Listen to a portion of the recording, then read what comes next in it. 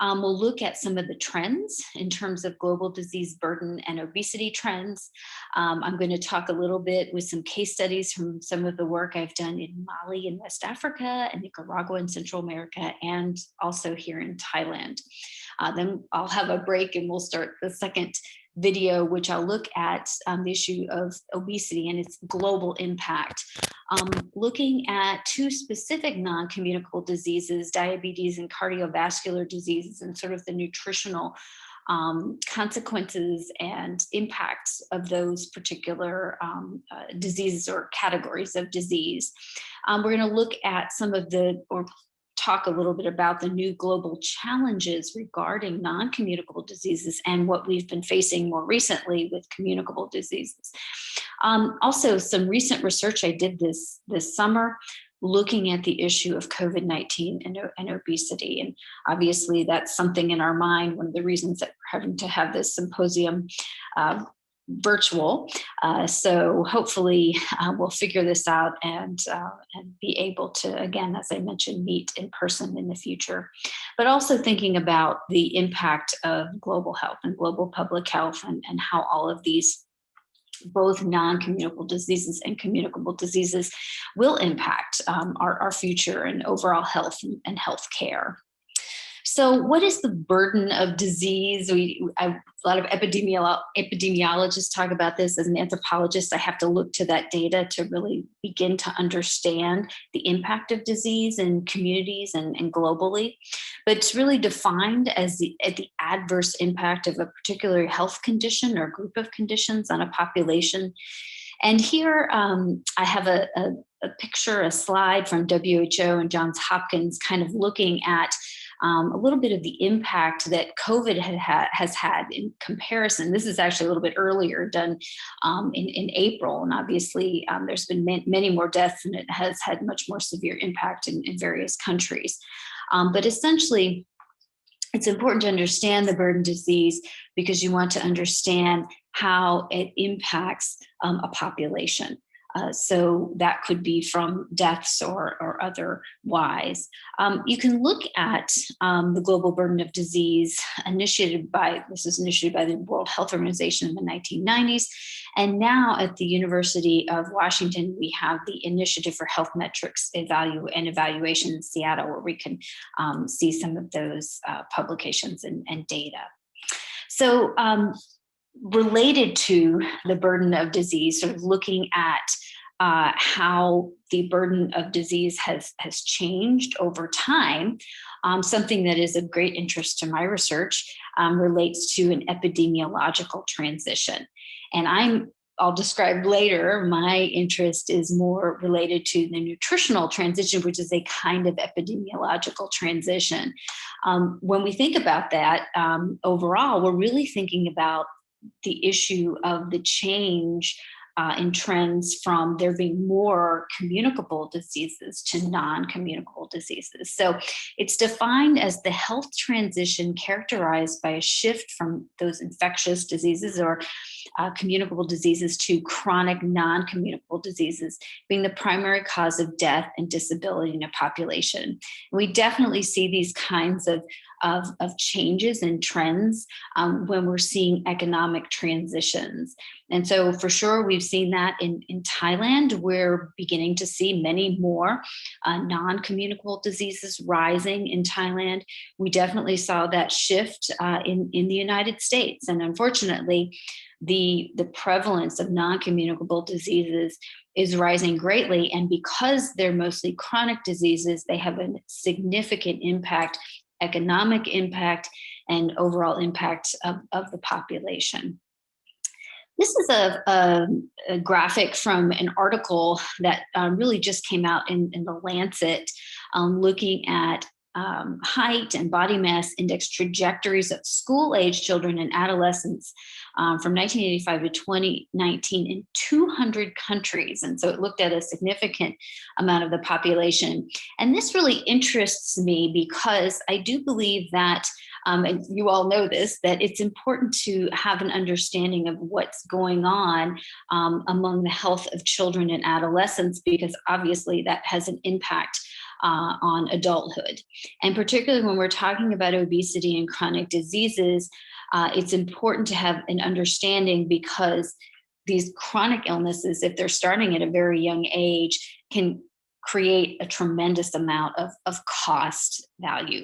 And so what these are looking at are essentially boys and girls, and the body mass index in different countries around the world. And as you might expect, this is actually a BMI gap compared to the World Health Organization, and sort of what the reference should be. So if you have a bigger gap, particularly a higher gap, which is shown in this sort of reference here, you will have greater amounts of obesity. And so where we see in this dark sort of red color are greater amounts of this gap and greater amounts of obesity, which we see in Tonga and Polynesia. But of course, as you might imagine, we also see this in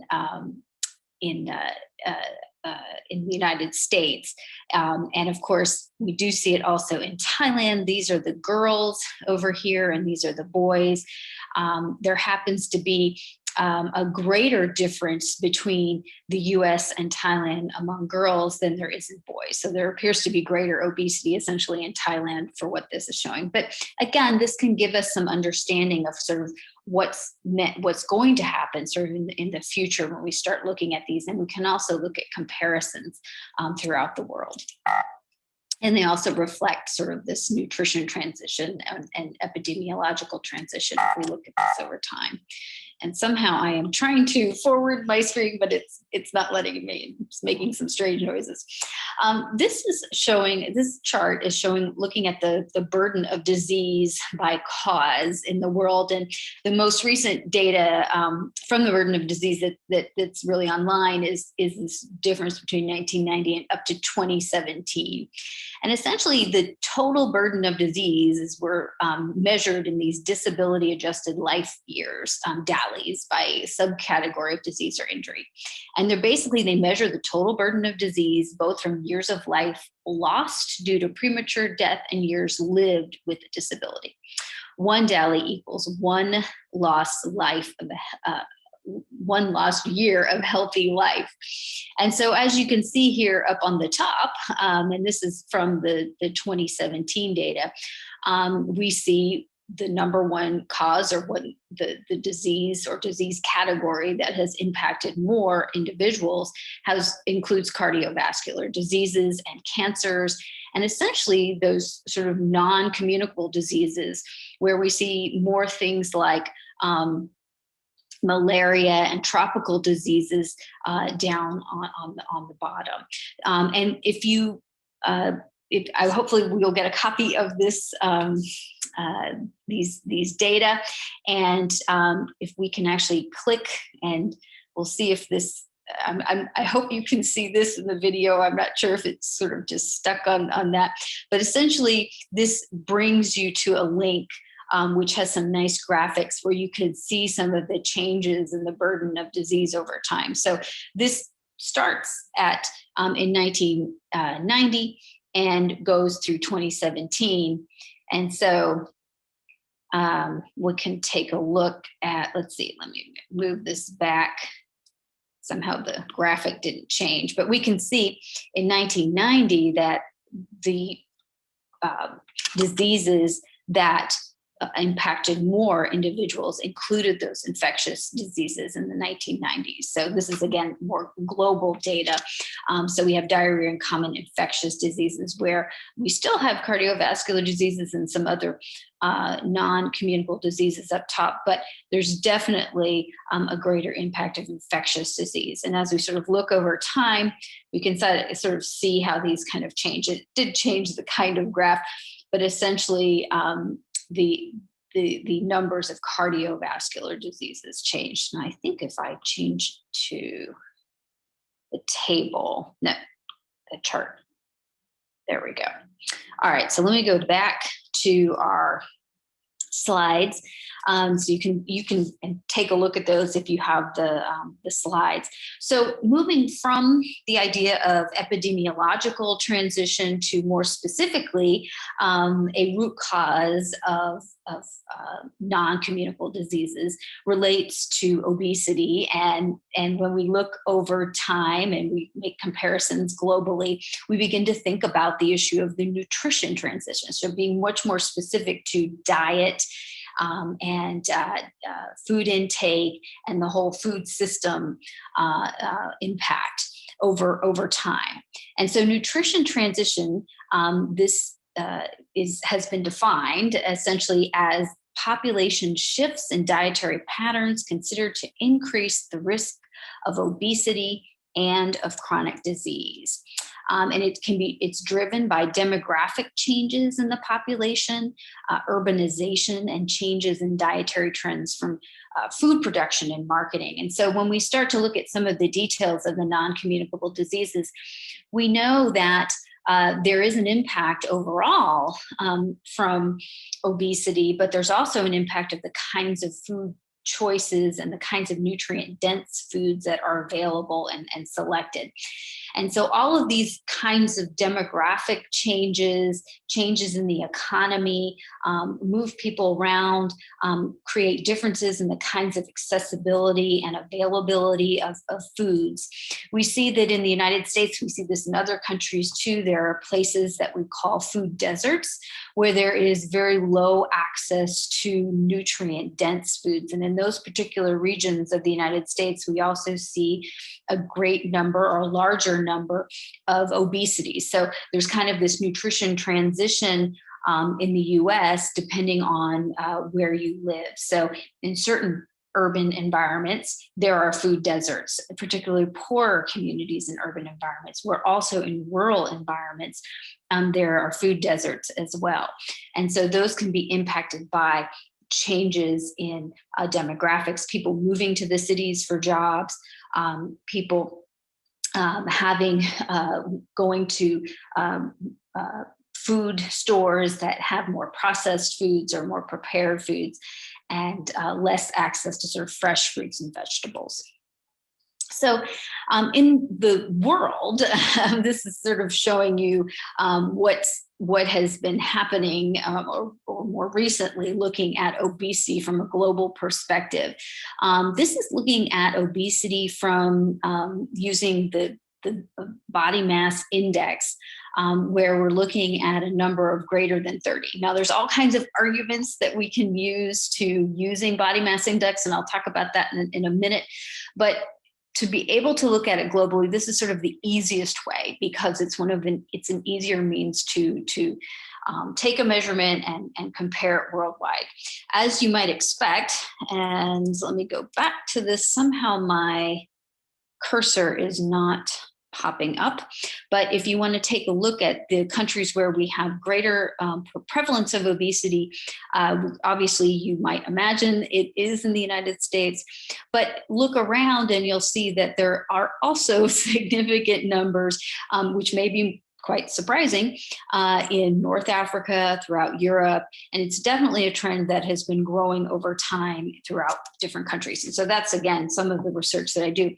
As an anthropologist, I like to look at epidemiology to help me understand what these overall global trends are. But as an anthropologist, I'm trying to understand the reasons why and how these kinds of trends might be impacted more at a local or community level. So we'll talk a little bit about that.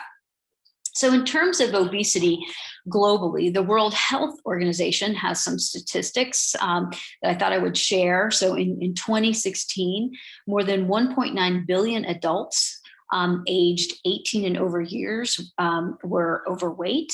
And of these, and again, another measurement of obesity or overweight and obesity, looking at the BMI of over 25, 650 million adults were found to be obese.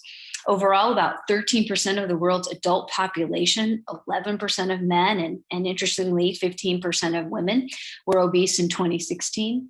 And the worldwide prevalence of obesity nearly tripled between 1975 and 2016. So I thought I'd kind of step back a little. I know this may be easy intro health science to some of you, or intro nutrition, but I think it's important to just kind of look at how obesity is defined, because it helps when you're looking at trends and you're looking at comparisons from one country to another.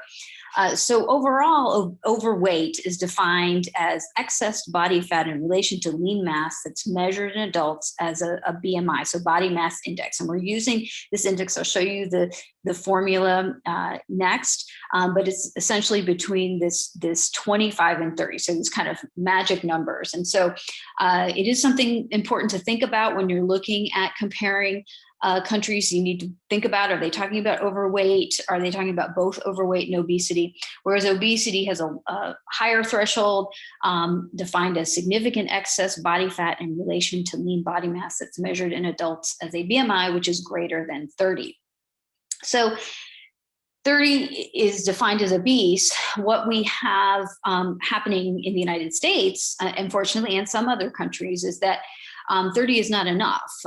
The obese numbers have gotten to a point where, particularly from a clinical perspective and also from a COVID perspective, which we'll talk about in the next part of this presentation, is that we're having to be concerned about morbid obesity and looking at a BMI that's greater than 40 and even beyond that. And so those have even more significant ramifications in terms of understanding, in terms of the risk, of non-communicable diseases. So what is that body mass index? Essentially, it's defined as a measure of an individual's weight relative to his or her height. Here's the formula. You have a person's weight in kilograms divided by height in meters square. Because children are growing, we don't typically use the BMI to understand directly to understand obesity, but we'll look at it in comparison to reference values. So we'll look at the BMI percentiles, essentially, and comparing them to reference. Now, one of the challenges about using BMI, which you might think about, is that it is only using weight and height. And so we do have genetic variations regarding the genetic potential for height. And so that can impact a population. In probably, I guess it was maybe 5 or 10 years ago, there was some great discussions within the World Health Organization and throughout Asia about whether these standards for BMI that are used in the United States and many other countries were appropriate.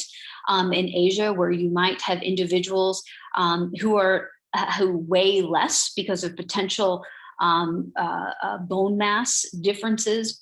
People who have a smaller bone mass typically weigh less. There are some genetic populations that have, more heavy, higher bone mass. Also, muscle mass relates to weight. So with athletes, there might be some challenges in terms of how you might what you might infer from the particular BMI that a person has. Certain teams, for example, American football teams can have very high BMIs, but be very fit and have very low other kinds of blood indicators, for example, for cardiovascular disease. So this doesn't really sort of tell it all. From a nutritional and looking at sort of anthropometry, what we find that is a better association with non-communicable diseases, chronic diseases, is typically the percentage of body fat. You can estimate percentage of body fat from BMI, but it's not a direct estimation. It's better to take more direct measurements of body fat.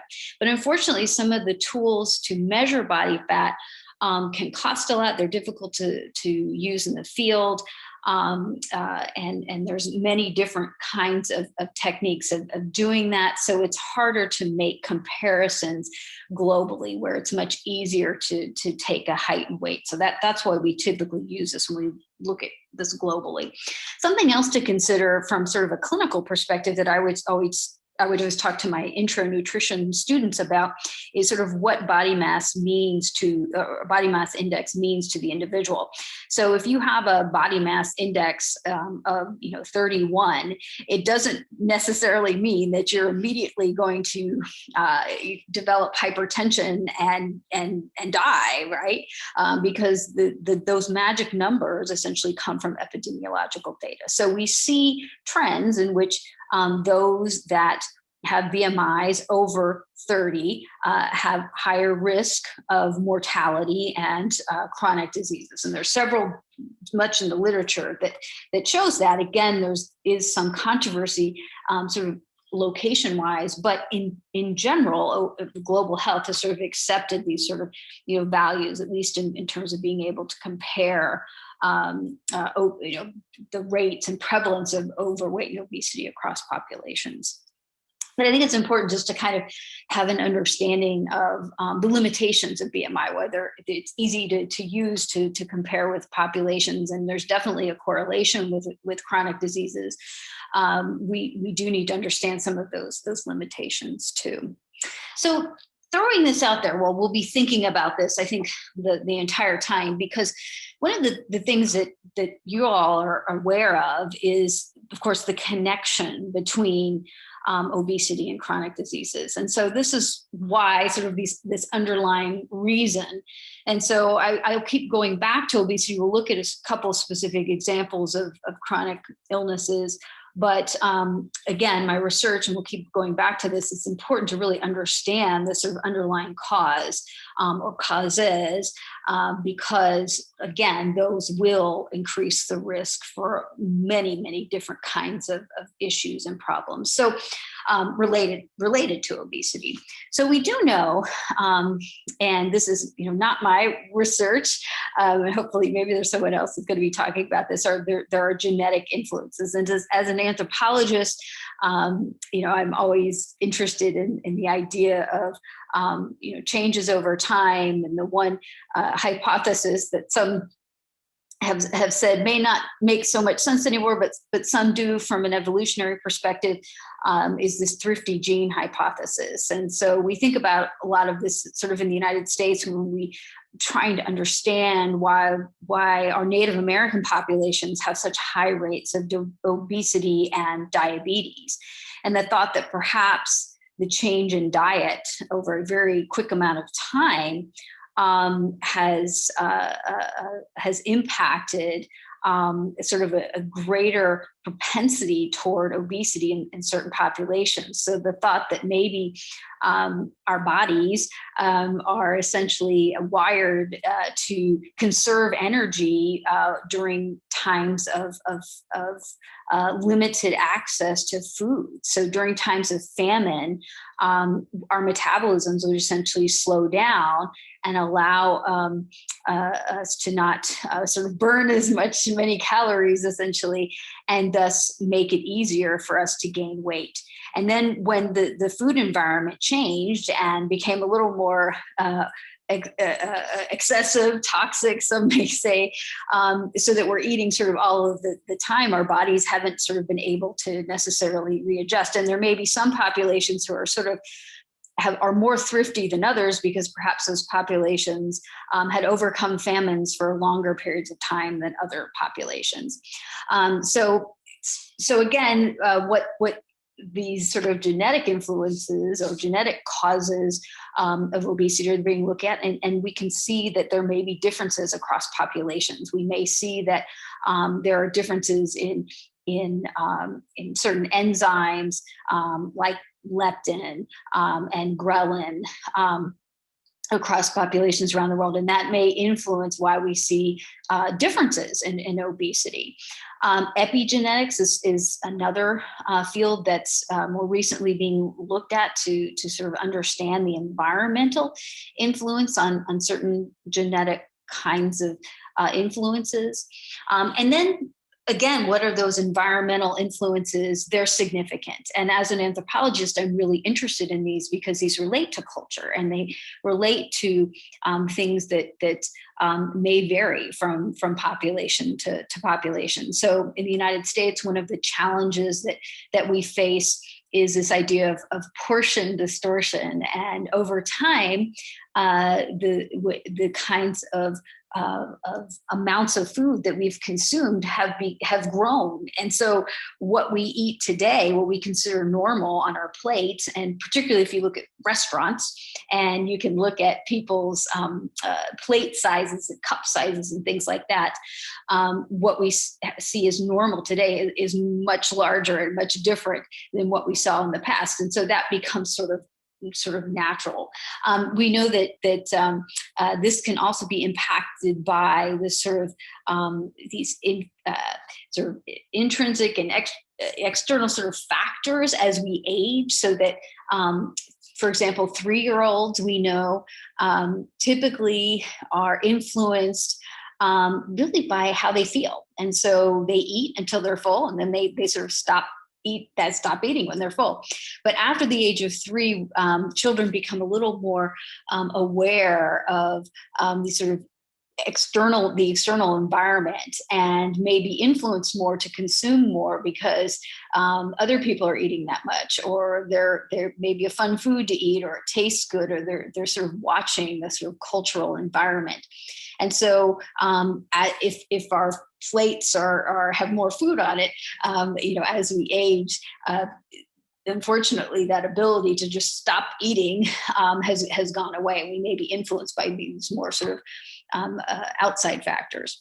And then other environmental influences, I talked a little bit about food deserts early on, but the idea of access to nutritious food can be a challenge. And this can be a challenge from areas where there's not very little food because of poor economic situations, but also, again, perhaps lack of access to nutrient-dense food. We do know that all over the world, one significant, easy means, if you want to do a nutrition intervention program, is to increase the amounts of fruits and vegetables. We see that and I'll come back to this related to the other, when we talk about non-communicable diseases, but essentially increasing fruit and vegetable consumption has been associated with lower obesity and lowering obesity rates. And so that nutrient density is really important. And when you only have access to processed foods and refined foods, the numbers in a community or population of obesity is going to rise. Physical activity. We know that the very basic formula of gaining weight is to be less active and consume more calories. So having fewer calories going out than are sort of coming in. And over time, with greater technology, we've definitely become less active. Many of us are on our screens, particularly now with the Zoom age. We're really more on our screens than we were in the past. So we have to be careful about that. There's some interesting research now being done looking at sort of the Zoom culture and the Zoom environment, and how does that impact weight gain or weight loss, or in particular physical activity. Something to think about from the sort of epidemiological transition and nutrition transition. We know that things are easier than they were. We now sit on the computer all day and watch TV and so forth. But there's lots of small kinds of activities that have changed that a lot of people don't think about, that have had an impact on the amount of exercise and expended energy that has been expended, that we can expend individually. So some examples include things like the remote control on the television. When we were young, and some of you may remember this, we actually had to walk up to the television and change the channel. And so that created some motion. When we were driving a car, if we had a car instead of a bicycle, we would have to roll down our window manually rather than push a button. And while it may seem like a little advancement, a little technological kind of thing, over time, every single day, not doing that kind of activity will reduce the amount of calories that have been expended. And so these small kinds of technological changes can have a really big impact over time. Just as a small amount of food every day that you consume can have a big impact over many, many years. So we do, think about those kinds of things in terms of the environment. It's not just sort of, oh, we have computers and we like to watch TV, but it's these small changes over time. Also, sleep has an impact. We definitely see a relationship between those who have less sleep and obesity.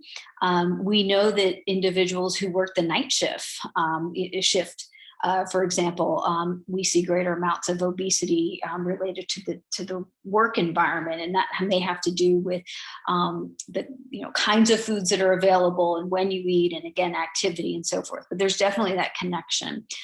We're beginning to see an impact in terms of climate change and how that might create hotter climates, creating more need for air conditioning so that people want to be more comfortable and stay home and maybe move less. The greater numbers of air conditioners out there can impact the sort of microclimate, make it even hotter in cities. We see this in Bangkok, we see this in New York, we see this in a lot of cities that have become hotter when the air conditioners are running all the time. And then also some things that like breastfeeding. We know that those children who were breastfed as babies, we see a lower rates of obesity. And again, because there's more burden, more moms are working, there's less acceptance to breastfeeding, we're seeing that decline. And again, cultural factors, and that can vary from one population to another. And then, as I mentioned, sort of related to this idea of less physical activities, is greater reliance on technology, which of course has impacted obesity.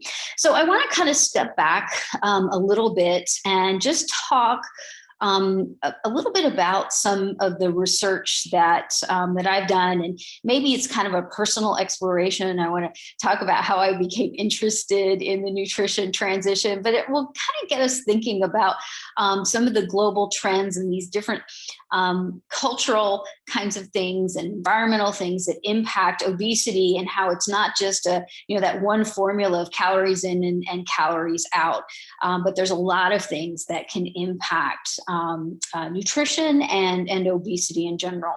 So many years ago, when I did my doctoral work in Mali in West Africa, I was really interested in the challenges of young women and adolescents, because they, particularly in the community that I was working with, the Bambara people, girls were working very, very hard, particularly compared to boys. And there was a lot of malnutrition in general. And so I wanted to understand what was going on with young girls.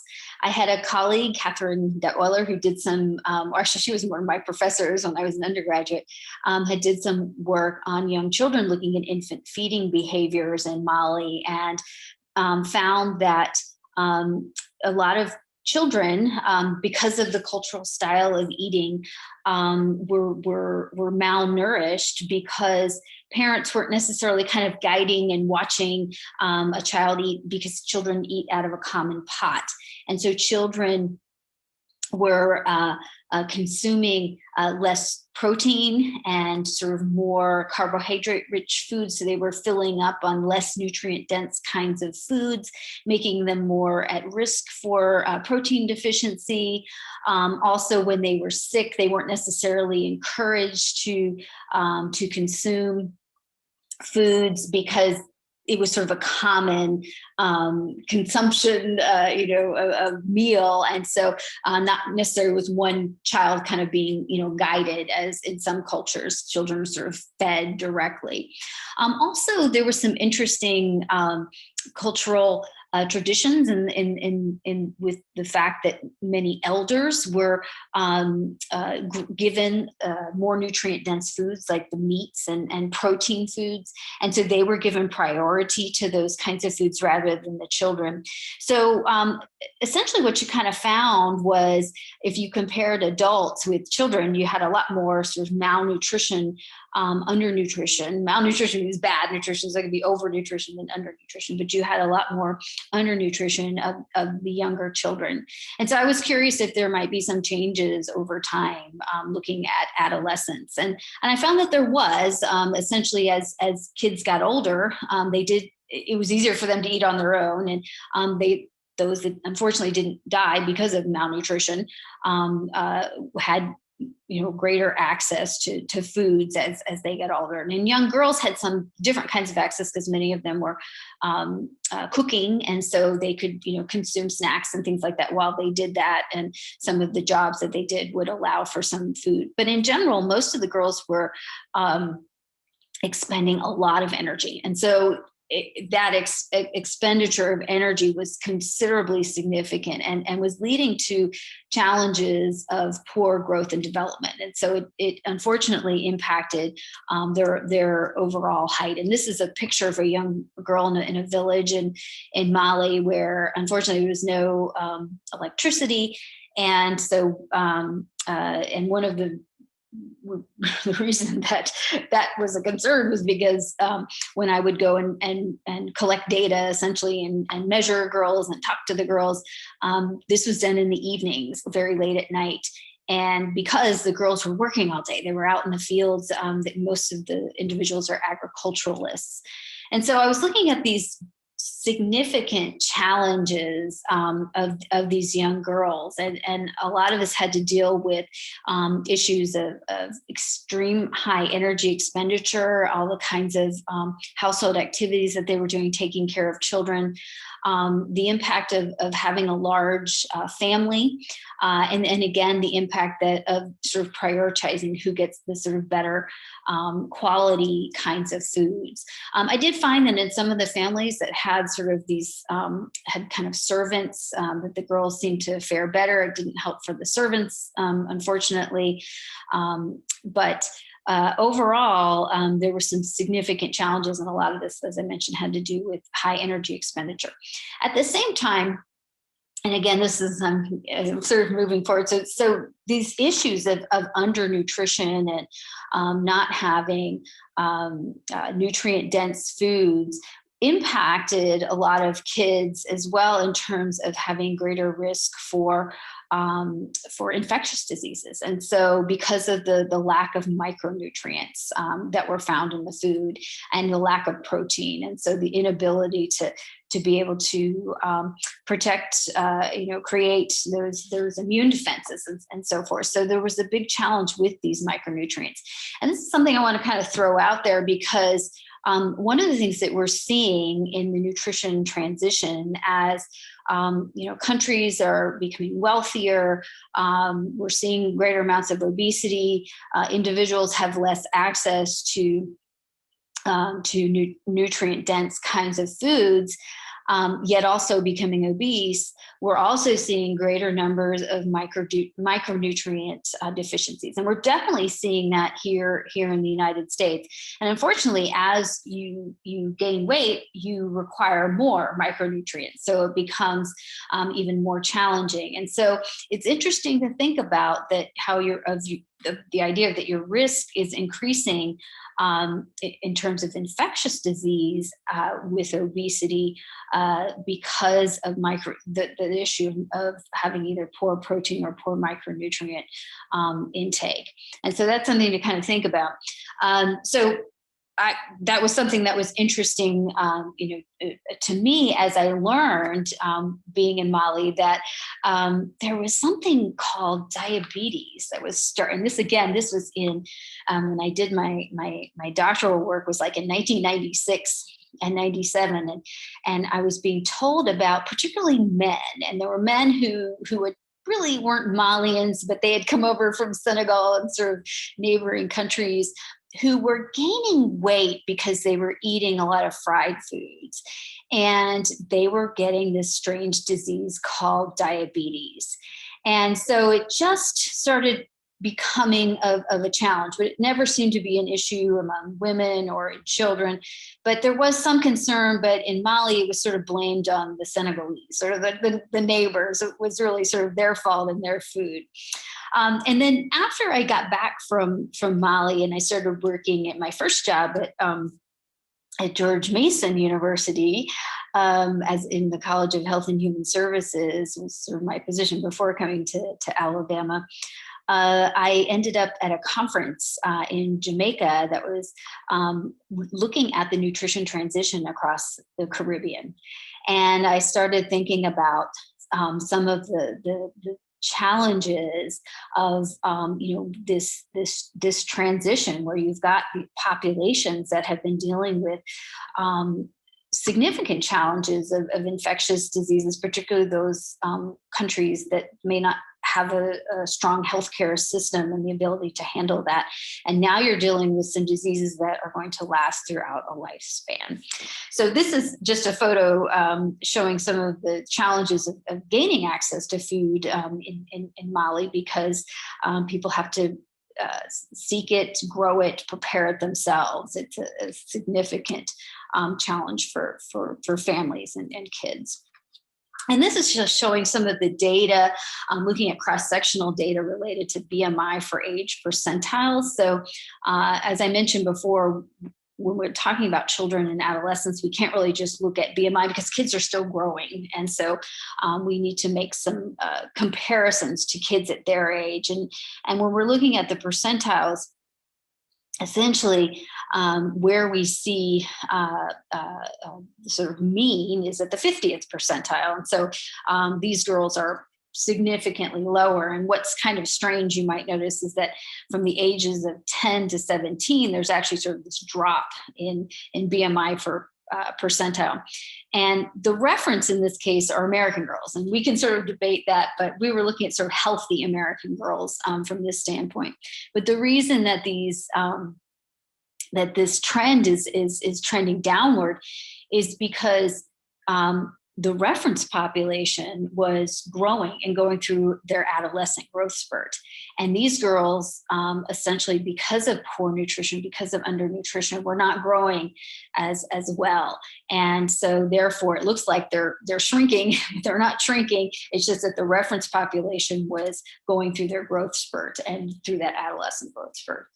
So then going back to kind of take a look at Mali here in 2017, we still, and this is, today, I mean, Mali is a country that has not really undergone significant economic transition. Many countries throughout sub-Saharan Africa have, like Ghana. So we are seeing challenges there. We definitely see obesity in Nigeria and Kenya and South Africa, but Mali has not.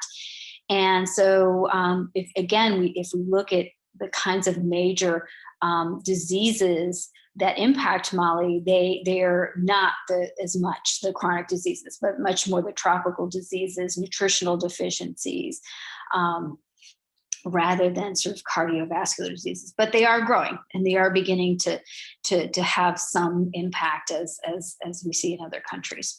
So moving on, as I got a position at George Mason University in a College of Nursing and Health Science at the time. Now it's the College of Health and Human Services, but I worked very closely with nurses, and I went with nursing students and nursing faculty when I started at George Mason in 1999. And for about 5 years, I would go with the nursing students on their community clinical. They had one opportunity to do a global community clinical where they would do a community assessment and work in some of the community clinics in Managua, Nicaragua. Nicaragua at the time, and still very close, is one of the poorest countries in Central America. But having gone here after I went to that conference, as I mentioned, in which PAHO was looking at the nutrition transition, I recognized that Nicaragua, also starting to undergo some economic transition, was really dealing with a nutrition transition. One of the things that we did when we were there was a 5-year nutrition intervention program And just doing the baseline assessment, I found that there was not the same kinds of issues that I found in Mali, but unfortunately we were seeing both undernutrition and overnutrition within the same community. And the community was interesting because it consisted of individuals who had moved from all over the country. Nicaragua, unfortunately, has been plagued with really big challenges of conflict and hurricanes and earthquakes.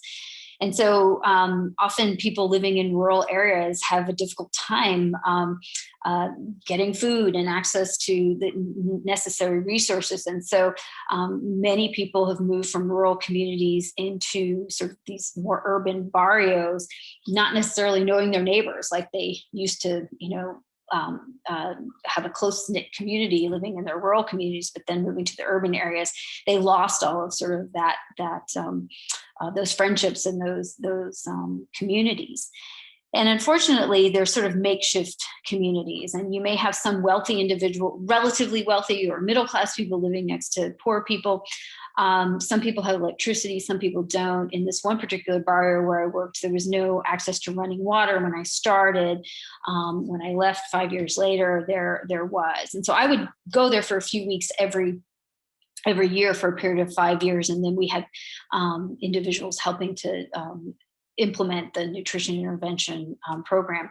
But this really opened my eyes in terms of the challenges of obesity and the nutrition transition. And some of the things that we found in this particular community was that the access to nutritious foods was a big challenge. Individuals who lived in the barrio had to travel quite far, take a bus. If you didn't have a car, it could take a couple hours to get to the main market where there would be fresh fruits and vegetables. There was very little access to fresh fruits and vegetables specifically within the barrio. And there were little sort of stores that were small stores that families had run, but they primarily sold snacks and Coca-Colas and tortillas, and again, things that were not very nutrient dense. And so you did see a significant number of girls who were overweight and boys and who were obese. In addition to the challenges of obesity, we also saw high numbers of anemia and iron deficiency anemia. We discovered it was related to a high consumption of coffee, a high consumption of tannins. So there were definitely some dietary factors involved. Coffee is something that is very important to Nicaragua, being sort of produced there, grown there. And so it's a part of the daily diet. So we worked on a nutrition intervention that encouraged girls to wait to consume protein for at least an hour or two after they drank coffee to allow for greater or iron-rich foods to allow for the absorption of foods and increase their vitamin C intake and so forth. But we also had challenges where, we had girls that weren't eating enough and we had girls who were eating too much. And that makes it really difficult when doing a nutrition intervention.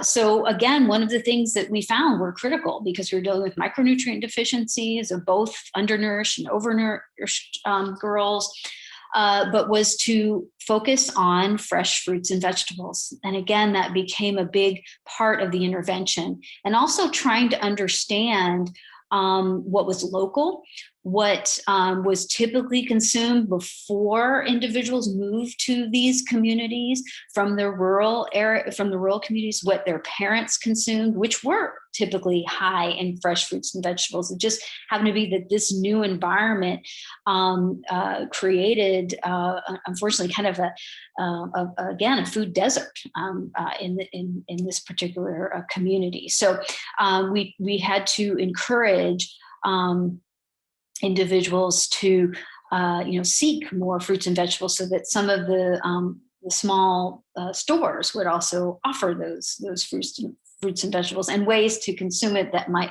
sort of last and be easier to consume, like in shakes and soups and things like that. So looking at the burden of disease in Nicaragua, unlike Mali, we actually see that one of the top, again, sort of class of diseases are cardiovascular diseases, which is not unexpected. We definitely see some major transitions, demographic transitions in Nicaragua, unlike I had seen in Mali and other locations. We're definitely seeing more refined foods. So kids moving away from eating some of the traditional fruits and vegetables, eating more cheese and tortillas. And so, which became sort of culturally popular. More fast food restaurants came in and became of greater status for kids. So you definitely saw changes in terms of how people were eating. So then I came to Thailand. I had a great opportunity working with Dr. Manyat Ruchiwit, who was the dean at Thammasat of the Faculty of Nursing, but she had also received her PhD at George Mason. So I met her there, and through her as a contact, I had the ability to come to Thailand. I was a Fulbright scholar and do some research because I was curious what was going on in Thailand. Way back in 1999, my father had some business in Thailand, and so I got to visit Thailand, and it was really exciting. And I found it really interesting.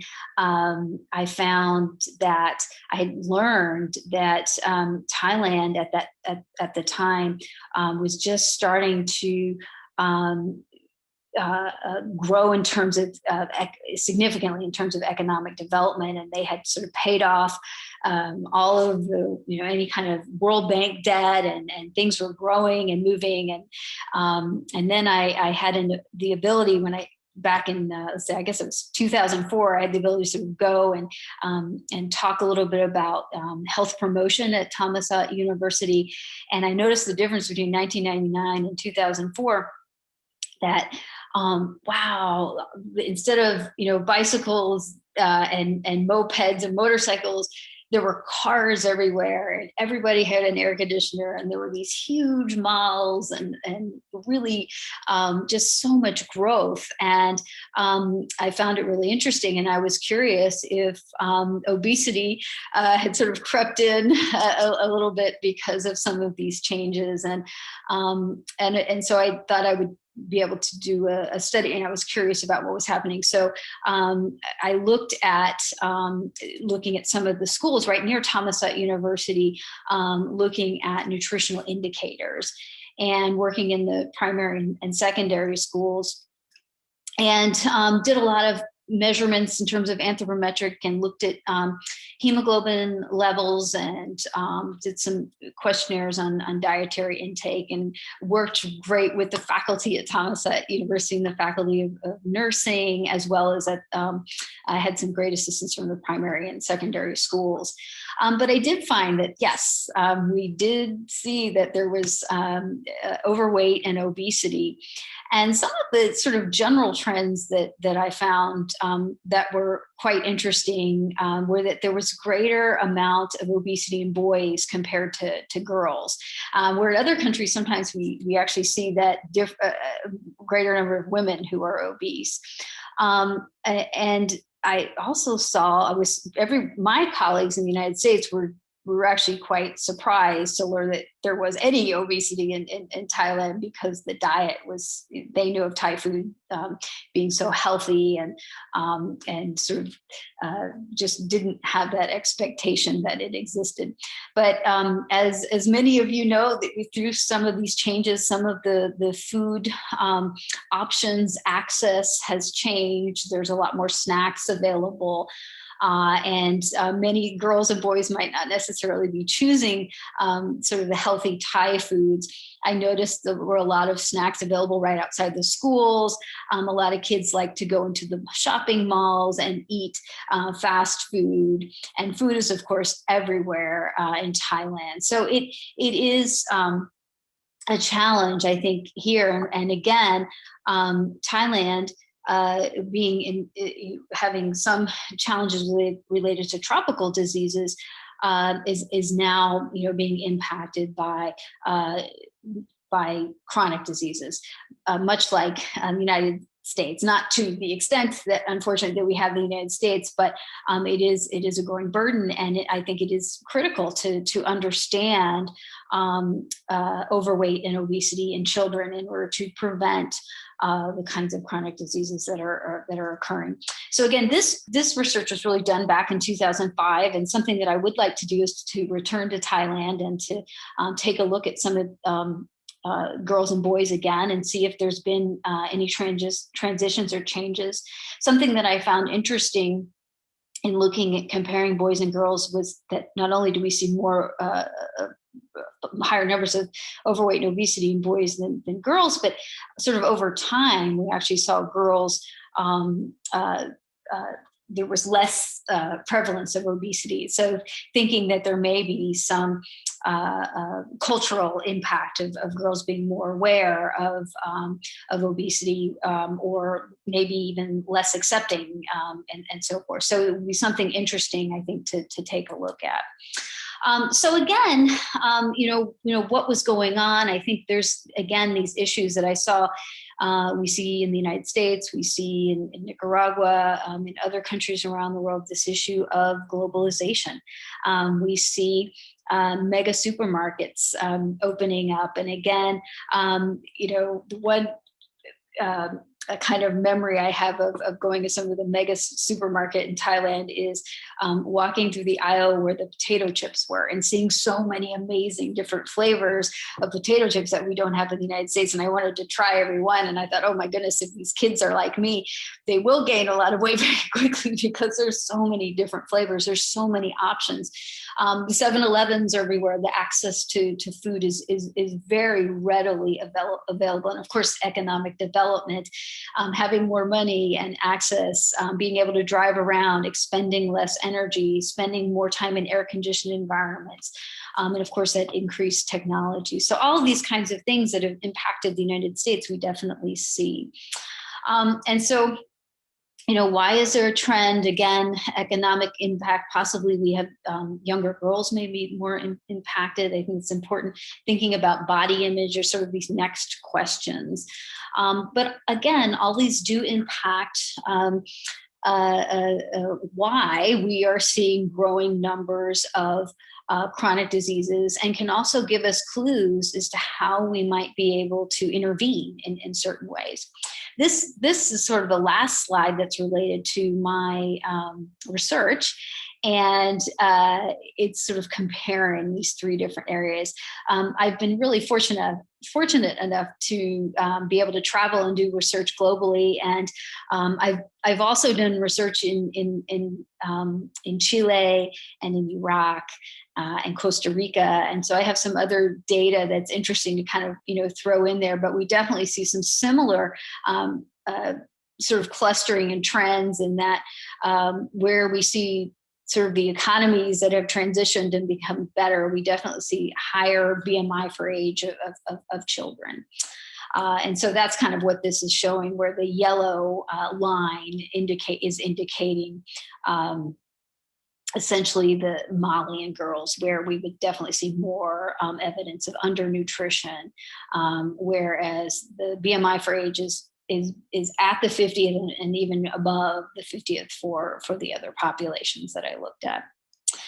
So overall, so I'm going to go ahead and take a break here. I'm going to stop, and then we'll pick up again, and we're going to kind of take a look more at this impact of obesity. So that research sort of gives you sort of a background of my interest and the importance of understanding what's happening in children and adolescents, and really understanding that there are differences globally within, from community to community. And I think that's really important when trying to really, again, understand what is happening, why, and essentially how to intervene. So I'm going to stop sharing, and then I am going to end. So starting with the idea of obesity and that connection. The reason I'm focusing on obesity is because it increases and is associated with risk for many different non-communicable diseases, including all those chronic diseases like cardiovascular diseases and diabetes, mostly with cardiovascular diseases, with heart disease and stroke. Also, we see including hypertension and of course diabetes, typically diabetes type 2. And then of course associated with diabetes, there can be many other kinds of neurological factors, and diabetes increases your risk for heart disease. So all of these non-communicable diseases, chronic diseases, are really linked with one another, which I believe this sort of one foundation that we can observe and try to prevent is obesity.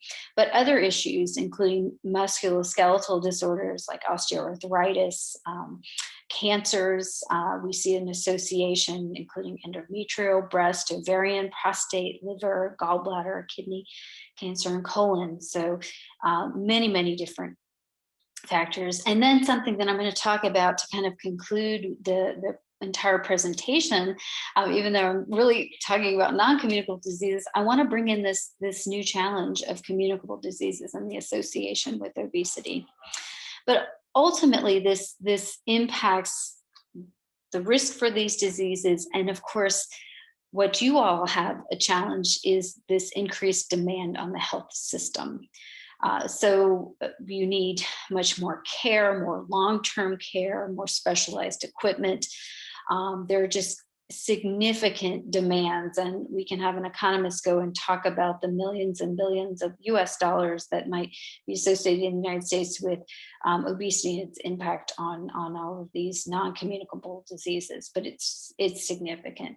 Greater weight and size makes demands in all different sectors, from the airline industry, theaters, schools, particularly within the healthcare industry. So it is important to recognize. And again, we talked a little bit about some of the causes of obesity, but something that I probably didn't really emphasize is the challenge to intervene.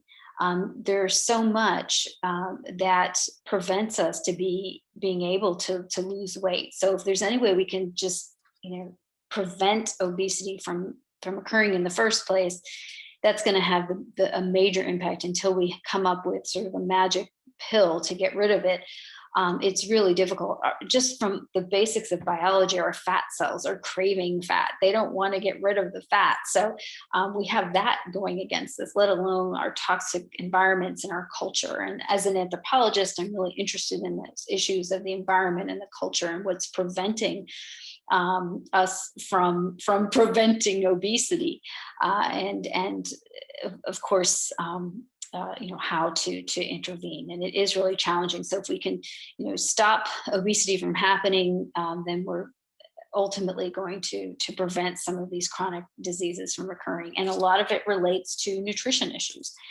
And as I've said it again several times in the first presentation, some of the most simple interventions that can be done are increasing our fruit and vegetable consumption. We know increasing energy expenditure, but time and time again, we see multiple reasons for the importance of fruit and vegetables, from increased intake of micronutrients, as well as just reducing overall calories.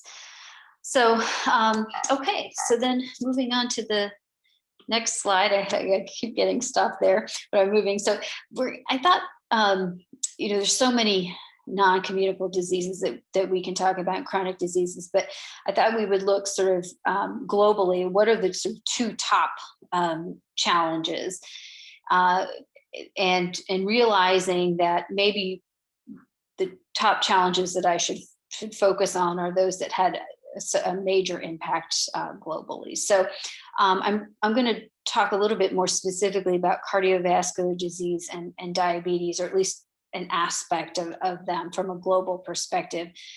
As you can see, these are the top leading causes of death globally related to that are related to non-communicable diseases, including heart disease, stroke, COPD, and then we move to some of the communicable diseases are included in this, but many of these, of course, are chronic diseases. So these leading causes of death, of course, a significant impact by chronic diseases.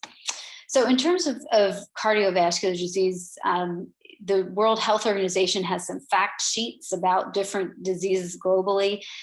Again, because of the transition, epidemiological transitioning burden of disease, this hasn't been so much of a concern in the past, but it really is, and there's now today, and there's a great focus. So cardiovascular diseases, in terms of the facts, are the #1 cause of death globally, and more people die annually from cardiovascular disease than any other cause, so that's pretty significant. An estimated 17.9 million people die from cardiovascular diseases, or in 2016 they died, representing a significant portion of all global deaths. Of these global deaths, 85% are due to heart attack and stroke. Over 3/4 of cardiovascular disease deaths take place in low and middle income countries. And I think that's a critical part of this epidemiological transition. Because of the necessary lack of healthcare, or perhaps again, due to the transition, the healthcare needs aren't entirely there or haven't transitioned. Out of the 17 million premature deaths under the age of 70 due to non-communicable diseases in 2015, 82% are in low and middle income countries, and 37% are caused by cardiovascular diseases. Most cardiovascular diseases can be prevented by addressing behavioral risk factors such as tobacco use, unhealthy diet and obesity, where I'm focusing, physical inactivity, part of that, and harmful use of alcohol using population-wide strategies. People with cardiovascular disease who are at high cardiovascular risk due to the presence of one or more risk factors such as hypertension, diabetes, hyperlipidemia, or already established disease need early detection, again, prevention, early detection, management using counseling medicines as appropriate. And again, if we can do this nutritionally, we can save the healthcare system a significant amount in regards to sort of some of these medicines in particular. So this, I thought I would talk a little bit, just kind of looking globally at SALT. And so something to think about, we do know that there's an association between hypertension, a kind of cardiovascular disease, and salt intake. There's definitely a correlation. However, I think it is important to note that it is sort of population-based. There are essentially populations that are more salt sensitive than others. And there are some of individuals who eat lots and lots of salt and don't seem to have an impact. But I thought it was kind of interesting to take a look globally at sort of where we see, more sodium intake and versus, sort of the rest of the world.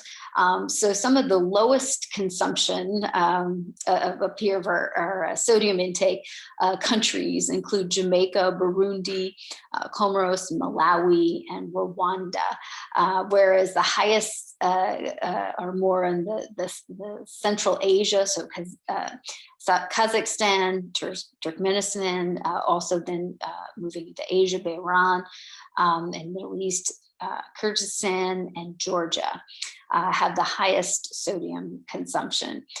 So it is interesting. I'm not a geographer. My husband's a geographer. I'll have to have him help me sort of overlay that, see if there's then correlation with hypertension in those particular countries, and we can kind of take a look at it. But I think what's important to recognize is that if there is an association, if salt sensitivity has an impact, and we do see the relationship between salt intake, it's important to think about means to reduce salt intake, and it's not just necessarily salting the food as being prepared, but one of the major means of consuming salt in our diet is processed foods, and even sweet foods.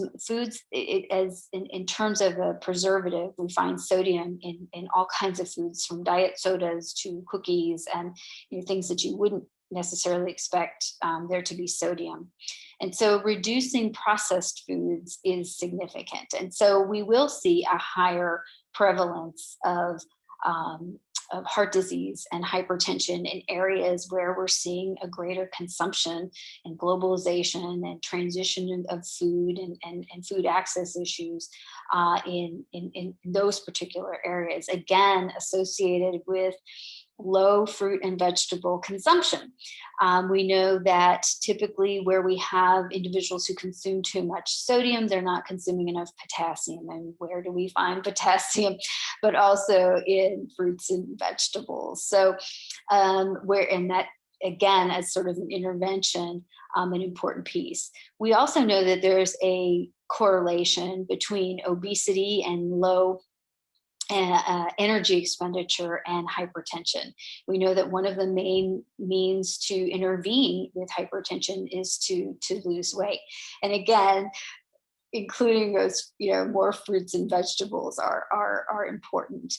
And so but to do that is something that we have to think about sort of culturally, and how do we change the sort of foodways and food systems to allow those of all different economic backgrounds to have access to fruits and vegetables. So I do think that that's an important piece to think about. So then kind of moving on to diabetes, which again, associated with obesity, but we have some more World Health Organization facts that the number of people of diabetes has risen dramatically from 1980 to 2014. From 108 to 422. The global prevalence of diabetes among adults over the age of 18 rose from 4.7% in 1980 to 8.5% in 2014. Between 2000 and 2016, there was a 5% increase in premature mortality from diabetes. Diabetes has been growing more rapidly, and again, just like we saw with cardiovascular disease in low and middle income countries and in high income countries. Diabetes is the major cause of blindness, kidney failure, heart attack, stroke, and lower limb amputation. And in 2016, an estimated 1.6 million deaths are directly caused by diabetes. Another 2.2 million deaths are attributable to high blood glucose in 2012. Almost half of all deaths attributable to high blood glucose occur before the age of 70. WHO estimates that diabetes was the 7th leading cause of death in 2016. In terms of age, again, as I mentioned in this part one of the presentation, being a chronic disease, this disease stays with you throughout life. One challenge that we're having with high obesity rates in the United States is that children as young as age 9 are developing symptoms of type 2 diabetes, which means that they will have that disease for many, many years to come. So again, it's significant to think about early on. A healthy diet, regular physical activity, maintaining a normal body weight, and avoiding tobacco use are ways to prevent or delay the onset of type 2. And again, this is related to type 2 in means of how insulin is used. Diabetes can be treated and its consequences avoided or delayed with diet, physical activity, medication, and regular screening and treatment for complications. But again, that prevention piece is important to reducing strain on the healthcare system. So with diabetes, I thought I would talk or show a few slides, at least on the issue of the idea of the glycemic index, which is one kind of intervention that's used. It's promoted by the American Diabetes Association, Canadian Diabetes Association, Diabetes UK. And essentially, it's a ranking of foods that have carbohydrates from essentially glycemic index, where we're looking at how quickly and rapidly sort of foods are digested, absorbed, and metabolized. And so lower gastric index, glycemic, reading, glycemic index carbohydrates are the ones that produce smaller fluctuations in your blood glucose and insulin levels. And that's one of the secrets, they say, to long-term health by reducing risk of type 2. Essentially, the glycemic index is determined by feeding 10 or more healthy people a portion of the food containing 50 grams of a digestible carbohydrate, and then measuring the effect on the blood glucose levels over the next 2 hours. And then there are charts that we can look at as to which, because these studies, they've already been analyzed and done, and they're actually out there. And so there are places that we can find out what the glycemic index of certain foods are. And so essentially, the lower the glycemic index of the specific food, the less it may affect your blood sugar levels. So, so we essentially want those low glycemic index. So low is considered a level of 55 or less, and this is where we go to some of the charts and kind of figure out what foods are better than better choices. They're not all bad, but better choices than others. Medium is a range between 56 and 69, and high is above 70. So highly refined foods, so again, processed foods, highly refined, breads, these are carbohydrates. So meats aren't included. We don't have a glycemic index for meats, but there are different kinds of carbohydrate foods that have protein and fiber, and those are going to have actually lower glycemic index. Those are sort of healthier. Highly refined, they're quickly digested. So it takes, essentially, this is the issue of how long it takes to sort of digest, and they'll have those higher glycemic index. Foods with no carbohydrates, of course, are not included, as I mentioned. The University of Sydney, and I guess we can go there. Let's see and look at this particular, has a food search, and which is pretty cool. And so we can go through and, one of the things you can do is you want to find things that are high. So we can put in greater than sort of 55, and then we can find the records. And, here we have several different foods in alphabetic order that you can go through, so you can kind of take a look, or if there's a specific food that you want to know the glycemic index, they've sort of done the analysis here, which is pretty exciting to see. So again, those glycemic index with those high values, particularly above 55, you don't really want those. You don't want the refined ones. You want the ones that it takes it takes longer. So lower, sort of a better number. So, I did a little bit of research to find out what are some of the foods that are low, and it's great to know that Thai foods have, particularly Thai foods that are consumed here in the United States, but these are actually from someone who lived in Thailand and was looking for foods with low glycemic index, and also other healthy factors. And so these are some of the top 10 foods that are considered to be healthy in terms of Thai foods, and the top being one of my favorite, papaya salad, but also including many different types of salad. And again, sort of highly rich in fruits and vegetables, essentially, and a lot of flavor and spice too. And of course, the more spice and the less sugar is going to be important too, to allow for a lower glycemic index. So I thought you might be interested. For me, it's good, so I can go through this list next time I visit Thailand and try all of these different foods, ending with Thai fruit, the dessert. However, something that is interesting related to Thailand and the glycemic index is that essentially, when you're picking a rice, you want foods that have this sort of higher amylose content. And unfortunately, rice that is more often consumed in Thailand actually has a higher glycemic index that is sticky rice. And so looking sort of globally at the kinds of rice that are healthier, we actually see it in places like Sri Lanka, Myanmar, so that less sticky rice. So basmati versus jasmine rice. So it's something to think about. And I kind of cringed because I love mango and sticky rice. And so unfortunately, it's not something I can, consume too often, but it is something to think about in terms of those with diabetes. And again, sticking to things that might have less rice and particularly this kind of stickier rice and more, fruits and vegetables. I do think that the United States could learn significantly from Thai food, though I will say in terms of sodium, in terms of the glycemic index, because some of the recommendations that dietitians have in the US for those with diabetes and for people trying to reduce their salt intake are to experiment and try different herbs and spices. And Thai food is so complex with the different flavors that I think there are many different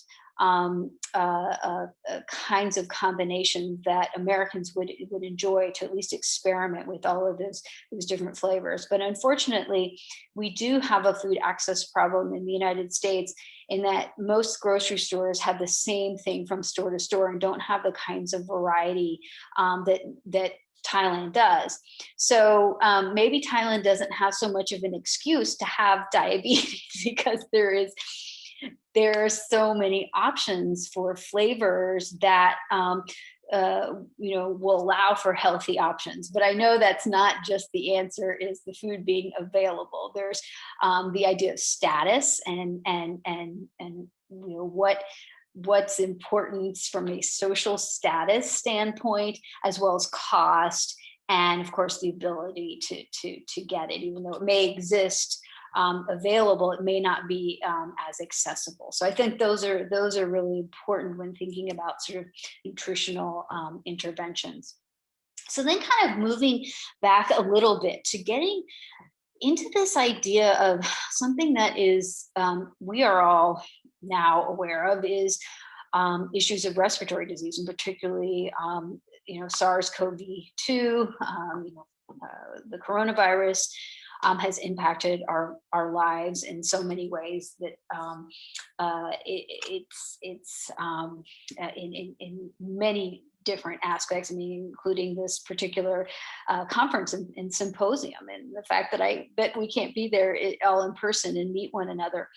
But in terms of obesity, I think we have to be really concerned because obesity is not just increasing our risk for non-communicable diseases, but is now having a great impact as we see and for the future among communicable diseases. So we have, so there's a greater risk for non-communicable diseases, comorbidities. We see greater negative symptoms for people with respiratory illnesses. We've seen it with MERS and SARS and COVID-19. We know that in terms of a factor associated with chronic disease, the C-reactive protein, we've seen overall larger immune response, greater. C-reactive protein aggravates symptoms of COVID-19. People who are obese have greater amount. Those with greater abdominal fat, those that are apple-shaped, we haven't even talked about that in terms of the visceral fat versus sort of apple versus pear-shaped, often associated with research related to metabolic syndrome. We see aggravated symptoms of COVID-19. The idea of this sort of mechanical impact of the accumulation of excess adipose tissue in the chest wall and abdomen, increasing intra-abdominal pressure, causing increased stiffness in the lungs, reduces lung volume and capacity. So just having obesity can create significant problems with breathing. The abdominal pressure can influence gastric processes, which inhibit the lower esophageal sphincter closure and causes reflux of gastric fluid to be aspirated, leading to pneumonia.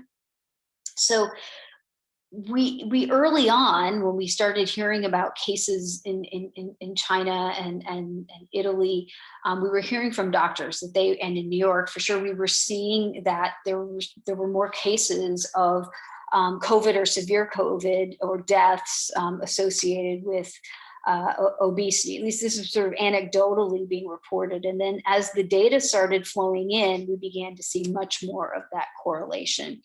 Enough that, at least in the United States, risk factors, those that were told to be much more careful in terms of social distancing and wearing masks and so forth, included those that had chronic diseases, but also those who were obese. And some of the original risk factors included, I'm sorry, I'm going to move my camera. I'm getting some sunlight here. Included having a BMI of above 40, being morbid obesity. And I talked about that in sort of part one about morbid obesity. But that number actually lowered to 30. And here in the United States, we find person being at greater risk of death and complications related to COVID being at a BMI of over 30 rather than 40. So one of the things that my husband is a geographer, and I sometimes work with geographers, and as an anthropologist, I use epidemiology, but I also think it's important to work with other disciplines. And so I think it's interesting to sort of geographically examine relationships of diseases. And so one of the things that we did this summer as COVID, we were hearing about this issue anecdotally from doctors about obesity. And so CDC made a recommendation, but there really wasn't much literature out there really showing this connection. And so we then started to see some hospital literature, clinical articles coming out. And so my team, we decided to take a look at the relationship between COVID-19 and mortality and cases and deaths and morbid obesity to see if we saw sort of a geographic kind of relationship. We use some national data to help us figure out where obese individuals were, the NHANES data. And then our major questions were, is there a correlation? And while it seemed like, yeah, we knew the answer was probably going to be yes, but no one had really at this point done this with large sets of data. And so we decided to kind of take a look at that and say, is there that simple correlation? And do we see spatial clusters of high values of estimates of the percent of the population with morbid obesity associated with clusters of high values of population with COVID-19 deaths? And essentially the answer was yes, which I personally found really scary. Because again, we've been trying so hard in the United States, at least, to deal with the challenges of obesity and the risk and its risk of chronic diseases. I know that in 2005, I was in Thailand when Katrina, the hurricane, came through and devastated much of the southeastern part, particularly in New Orleans. And I remember my Thai colleagues looking at me and being so surprised at the wealth that we had in the United States, and yet, and yet many poor people being impacted so much by this hurricane. And of the poor people, they were so surprised to see so much obesity. And unfortunately, it affected a large portion of African Americans within the African American community. And unfortunately, we're also seeing similar challenges with COVID-19. And some of this has to deal with equity and access to healthcare. There's definitely systemic kinds of racism in the United States related to sort of who gets care, who has access to care. And unfortunately, that has had an impact long-term, so that individuals have developed chronic diseases who haven't had necessarily good healthcare or haven't been taken care of so long. So that will impact the ability to fight a kind of disease like COVID. So we can take a look geographically at regions of the U.S. where we see high proportions of obesity, and we can say these are the areas where we really need to put some efforts in terms of whether it be healthcare, providers, resources related to COVID, because this is where we're seeing those that are going to be a higher risk for death and dying. So it's not just within the hospital setting and prevention, but it's where can we how do we locate where we need to put most of the resources. And so I think that's really important. I would like to do the same kind of research. So again, I guess I didn't tell you sort of the results were yes and yes. We did see this positive correlation, and it suggests the chance of this kind of relationship being random less than 1 in 100. So it's something we expected, the results, but it just hadn't been done yet. And I think it was important to kind of go out there and prove with this data. And we'd love to do this globally, but the data it's hard to find the kind of data geographically to find out, looking at obesity from a geographic perspective. But I think this can give us some clues as how to look at other illnesses and risk for other chronic diseases as well, and sort of looking at it from using geography. And these just some kind of pictures showing you sort of these how visually kind of the correlation. So this is the state of Illinois in the United States, and so essentially where we see high BMI clusters of morbid obesity, we're seeing the same areas, clusters of COVID-19 deaths. And so that's just kind of showing you the different regions of Illinois, Chicago being one sort of large urban area some of you are familiar with.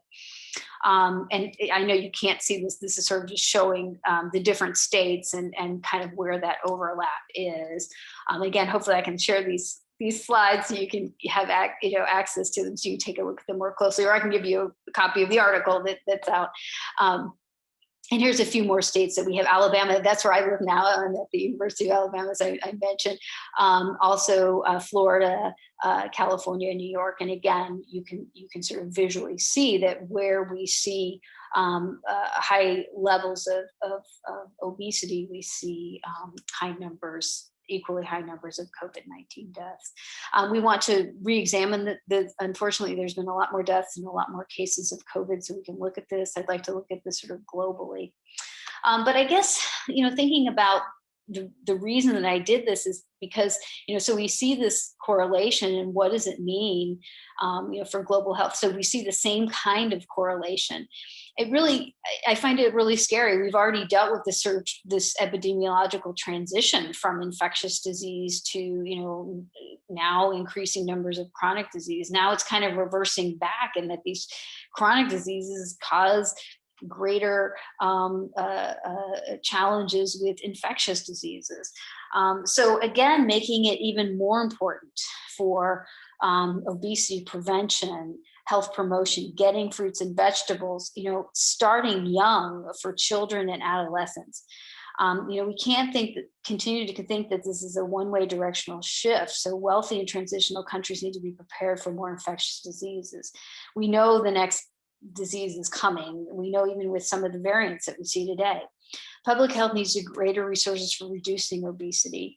Unfortunately, in the United States, we don't have a strong public health system like Thailand. I think we can get together and talk about, how best to, I think we can gain a lot of advice from Thailand and many other countries who have strong public health systems. I think the United States is beginning to realize this with COVID, and I hope that this, produces some changes that we can learn more from one another.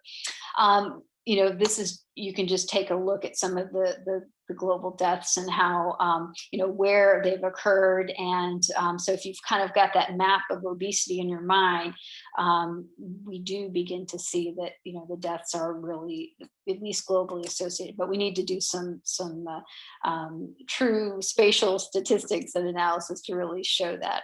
I had to put a picture of my dogs. This is one of my former dogs that I had when I lived in Mali. I got him in Mali, and he had undergone the nutrition transition. Being global, I have a lot of friends who move, from other countries to the United States, and to other, from the United States to other countries. And unfortunately, it seems like all of my friends who've moved from other countries to the United States seem to gain weight. And we would joke that they go through a nutrition transition, having to, deal with essentially portion distortion, as I talked about earlier, just, easier access to less nutritious, nutrient dense foods. And so I had a dog who, was very, very thin. He was in Mali, and then he moved to the United States and gained a lot of weight. So he had undergone the nutrition transition. But again, some of these lessons learned, this sort of came out, in the summer.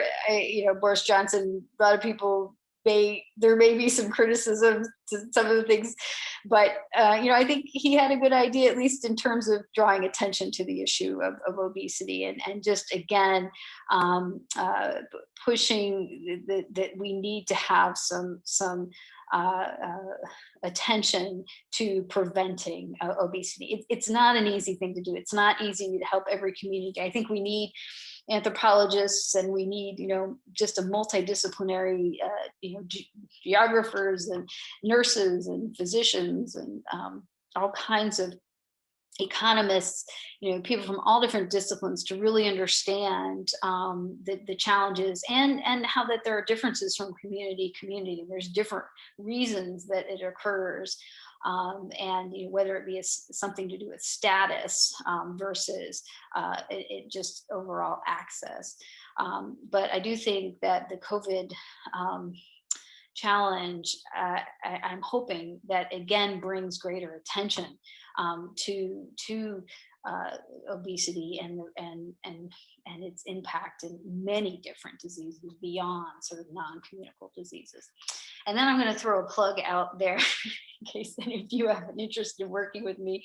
At the University of Alabama, we have just created a new minor for our undergraduates in global health. And we're looking for opportunities to collaborate and to partner with our students, for whether it be research or coursework and curriculum.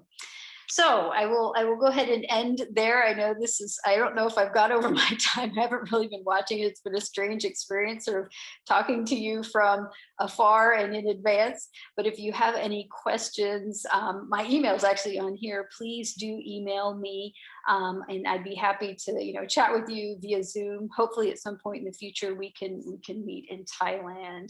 So I will go ahead and stop the video now.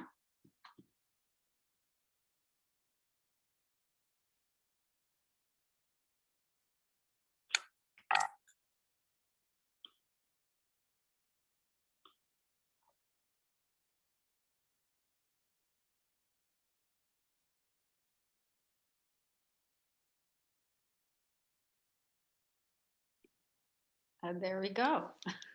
I'm back. But it's evening here. Hello, everyone. I'm happy to answer any questions.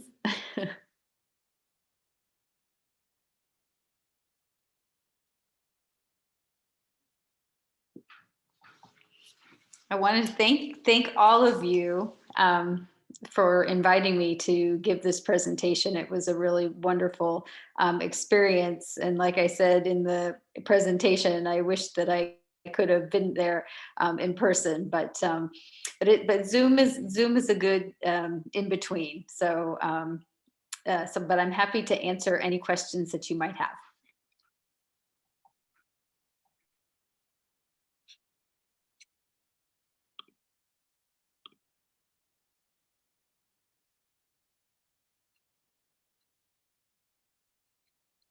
And if you have questions, you can put them in the chat or you can raise your hand. I think you can raise your hand.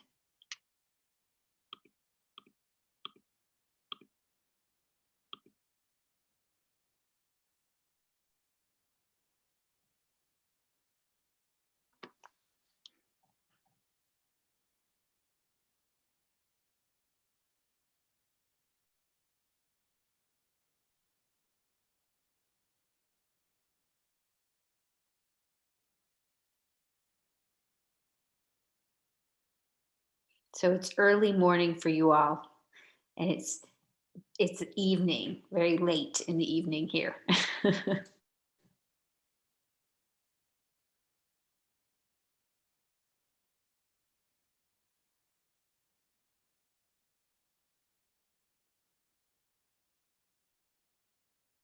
So any questions?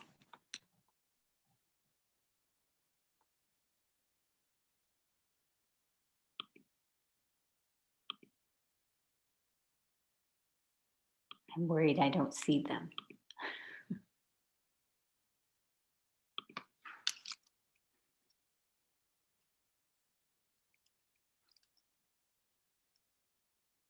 And the other thing is, if you want to write the question, you can type your question to the moderator and then they can write it to me so I can see it.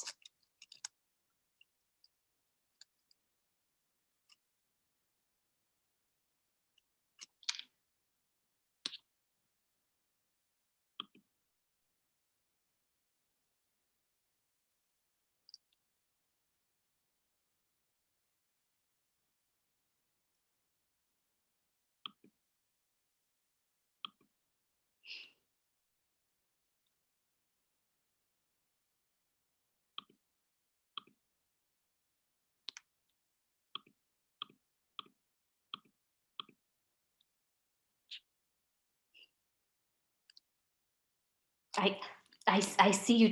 Can you unmute? Oh, maybe people can't. Oh, maybe I have to. Can I do that?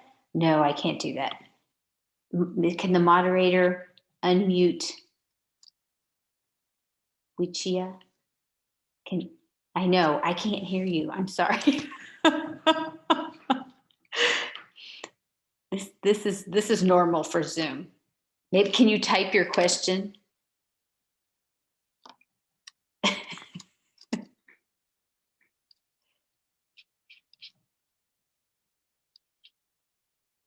I don't know how. I don't know if I can unmute. I can't. I don't have access. I don't think I'm not the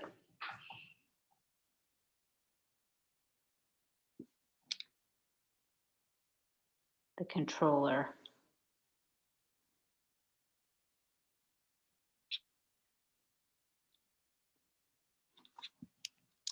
Maybe I'll type.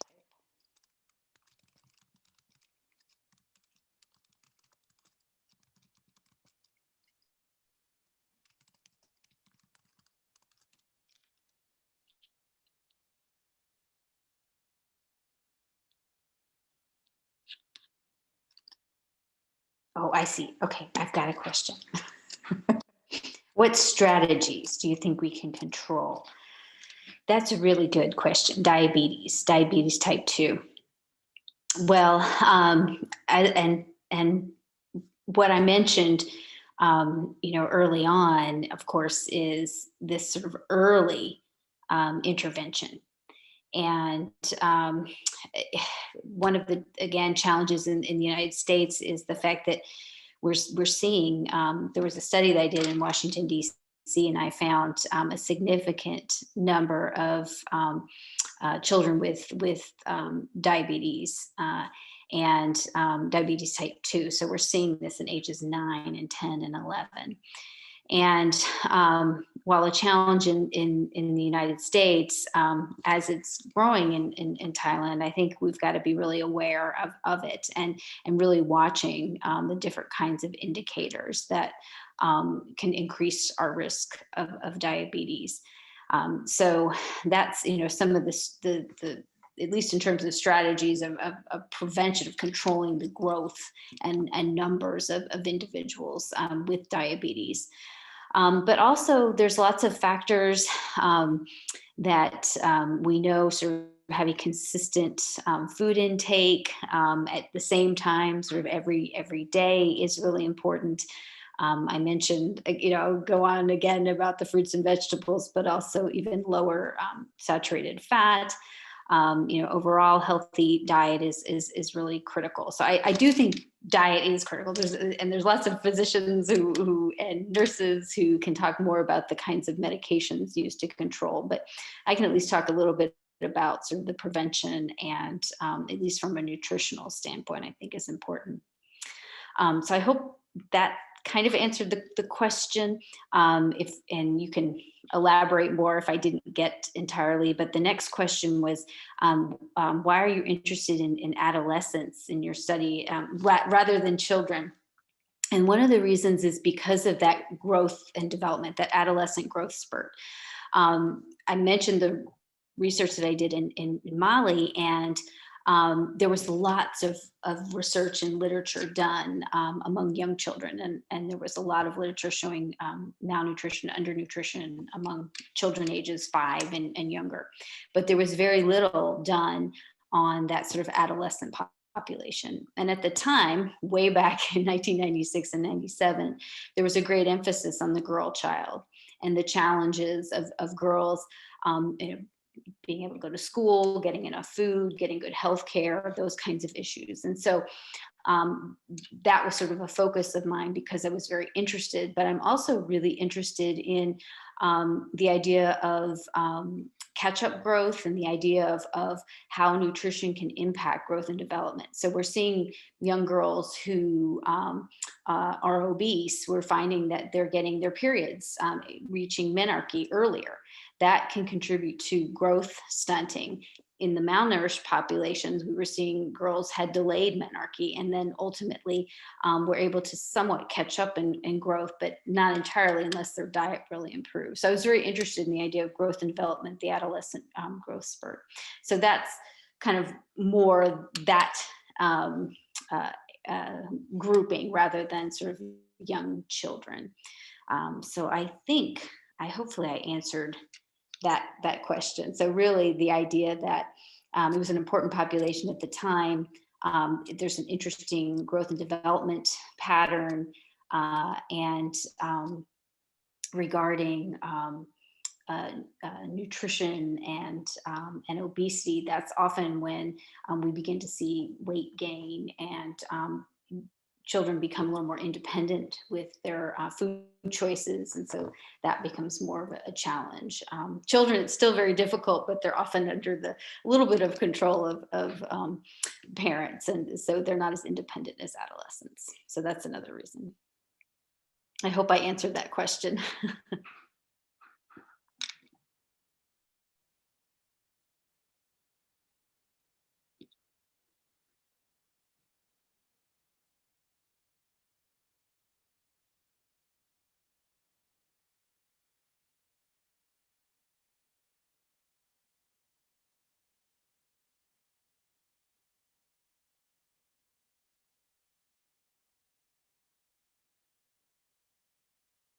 So any other questions?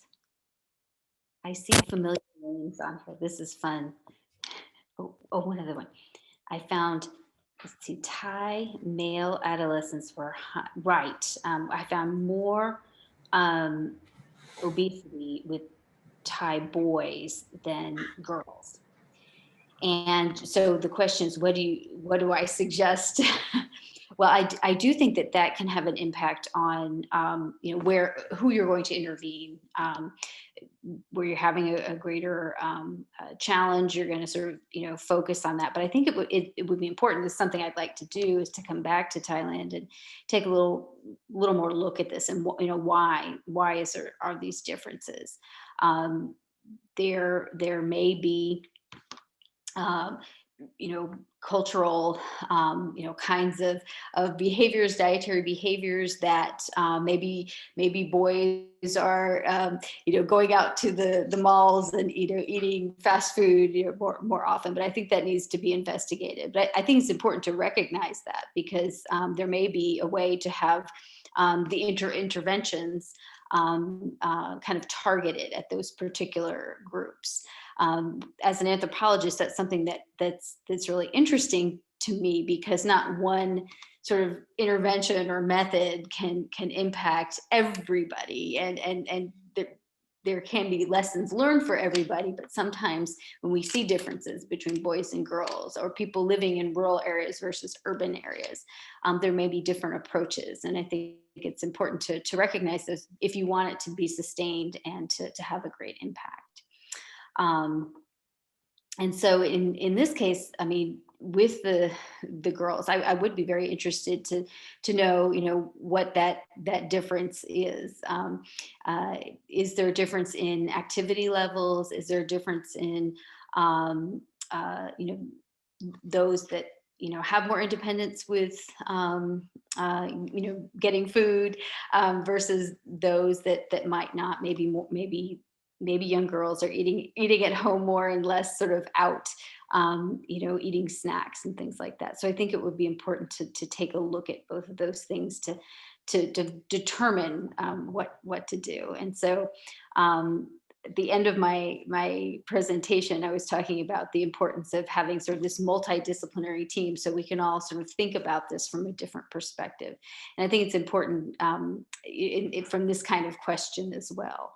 And then looking at differences between boys and girls. So I hope that at least partly addresses your question.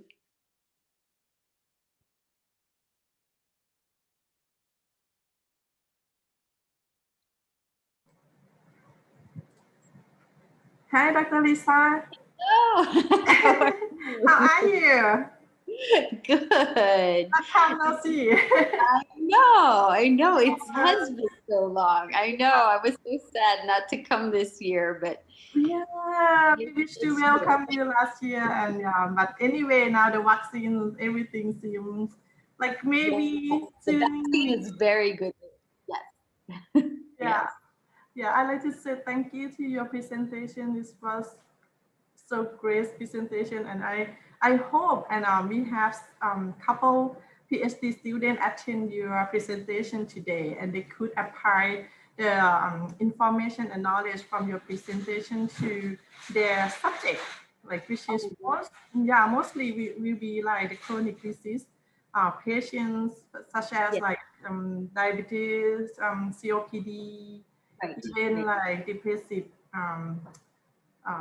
disorders, things like that. And actually we support you get the presentation personally in the nursing, the faculty of nursing. But anyway, it's always good. I have wonderful things to say about the Faculty of Nursing at Thammasat University. I had a wonderful time working with the faculty there. You all have been fantastic, and I really am honored and appreciate the invitation to speak, because it's fun. Even though it's long distance, I can at least see your names and I know you're there. And I miss Thammasat. It was I was so looking forward to go. And if you have students, who want to connect with me, I'm happy to talk with them. Or if you want to, we can either email or Zoom, whatever's easiest. If any of you are interested, or if any of you, any of the articles or material that I talked about, I'm happy to share that as well. You're welcome to email me. Thank you. Good to see you. Thank you so much. And we are looking forward to meet you and welcome you at Thammasat again as well.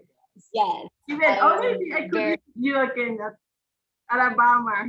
You never know. Yeah, you have to come to Alabama too. Yes. That's right. That would be Thank you so much. I'm not sure that my student may have a couple questions or. Okay. Sure. Awesome.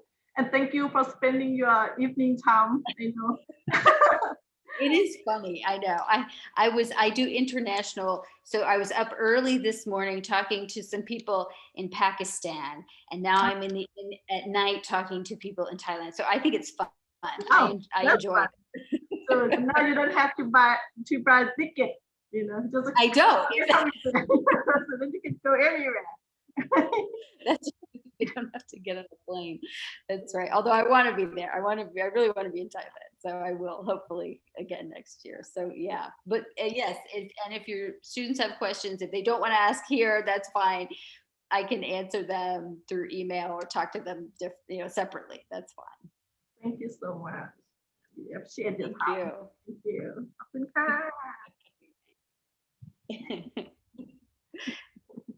ขอบคุณค่ะ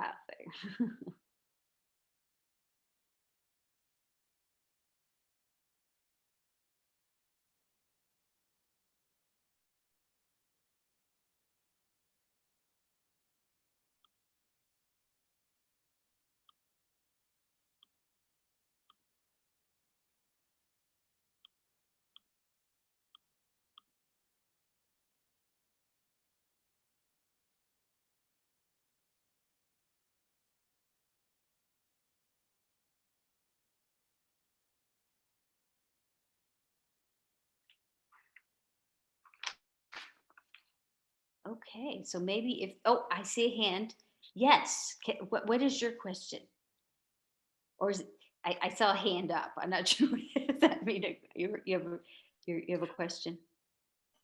Hi, I just want to ask you whether or not that you have any observation on the COVID and the COVID pandemic and the obesity of the people after this pandemic. Thank you. Yes. So one of the things, so the research that I did was really looking at large data sets in the United States where we knew where there were large clusters of obesity, and then from the WHO data, and the New York Times actually has a database that you can go and look at COVID rates by county. So we can sort of overlap and see where that happens. So I'm looking at this more from a population standpoint. But since that article was published, there have been many, many more articles that have come out that have shown a very strong correlation between obesity and COVID deaths, and as well as aggravated symptoms of Yes. COVID. And so, but I would be, one of the things I'm really interested in is, Yes.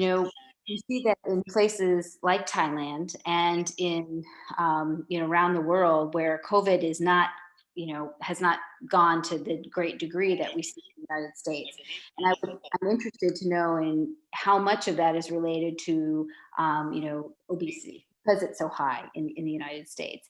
It's hard to globally analyze that, though, because in terms of the location. So I'll be working with some geographers to maybe, Hello. see. อะไร Yes. Hello.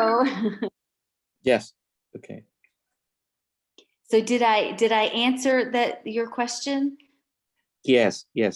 Yeah. Thank you. Thank you. Thank you.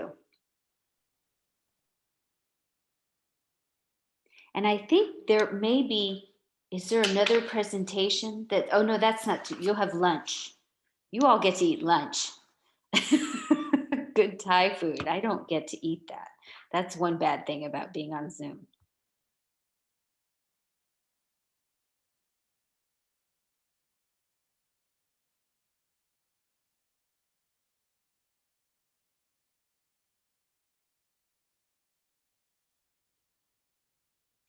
So I have a question that says, do you have any recommendations for nutrition management who have diabetic retinopathy complications, or website recommendations? I can probably, can you send me an email, and I probably have some links at least that I can send you on some sources, if that will be helpful. I'm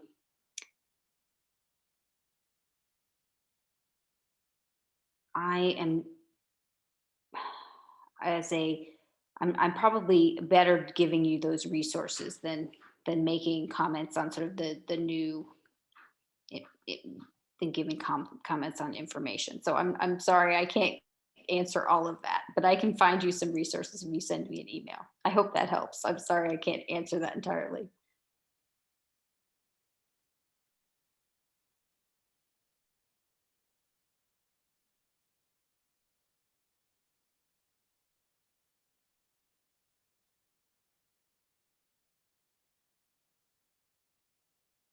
Oh, I see. Okay. That's the last question. Okay. Okay, good. Yes. And if you can send me a question in email, I'm very happy to answer that. It may be easier because I can find you some links and things like that. So I think my time is ended. I think that's the last question. Okay. Well, thank you all. It's wonderful at least being able to connect for a minute with Thailand. So I miss you all. I hope I can be there sometime soon, maybe next year. But thank you so much. Thank you to the Faculty of Nursing. Thank you to your Dean, Associate Professor Tirunat Harniraterai. I hope I said that correctly. And I really appreciate all of the support and help that you've had. If any of you have questions, want to email me, you're welcome to do so. So nice seeing you. And again, thank you very much for this opportunity.